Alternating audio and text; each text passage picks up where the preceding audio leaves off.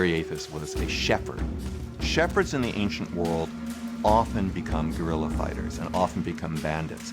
The reason for this is that to survive as a shepherd, you had to be a bit of a bandit.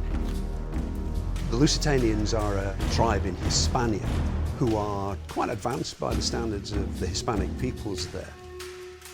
The Romans are mistrustful of the Lusitanians.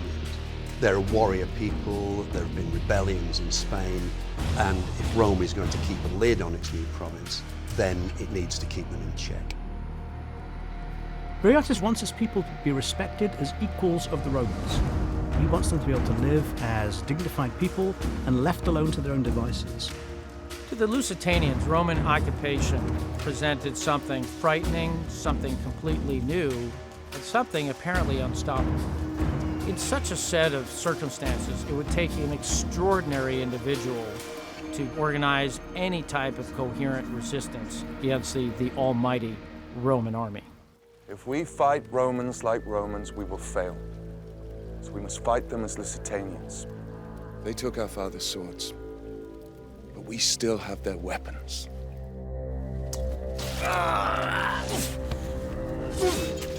Viriathus was thrust into a situation he really didn't want. He was in a bit of a conundrum, and yet he had to take responsibility for his people, yet he faced a force that was virtually insurmountable. Viriathus knew very well how to attack and retreat. This is what we call today guerrilla warfare.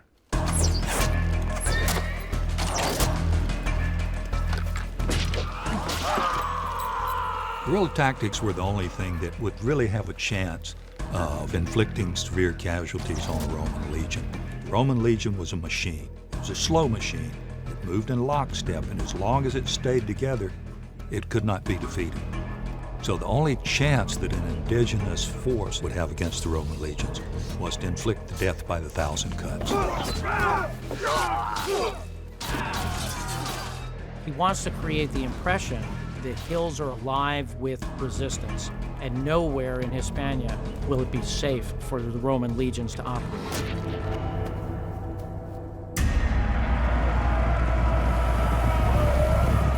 Viriathus' ambush at Tribula is a great shock to the Romans, and it's a great achievement for him and his army. It galvanizes opposition to Rome. The Romans respond by sending every year new praetors with armies trying to defeat them, and they fail. The Roman experience in Hispania has some parallels to the modern example of the U.S. Army in Vietnam. The enemy was invisible. He would attack and disappear, hit and run, and the morale of the troops would go down and down and down. For Viriathus, he continued to press on. He fought for years after this. But at the end of the day, we have to remember that guerrilla warfare can only accomplish so much.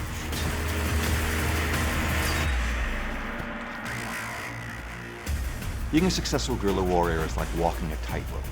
You know that it's very difficult to keep your balance, and you know how easy it is for the enemy to get to you and how vulnerable you are. And Viriathus understood that he couldn't keep fighting against Rome forever, and that's why he eventually decides to seek peace terms. In the final analysis, Viriathus was betrayed by his own people. He sends 3 people off to negotiate the terms of a deal with the Roman leader, and in fact what those people end up by being is bribed to assassinate Viriathus, and in fact he is killed by those people. You know, the Romans prefer to win on the battlefield, and they prefer to win by honorable means. But if they can't win by fair means, they are willing to resort to foul means. And the case of Viriathus is a prime example. Unable to defeat him straight out, they decide that they will use treachery to defeat him, and it's successful, of course.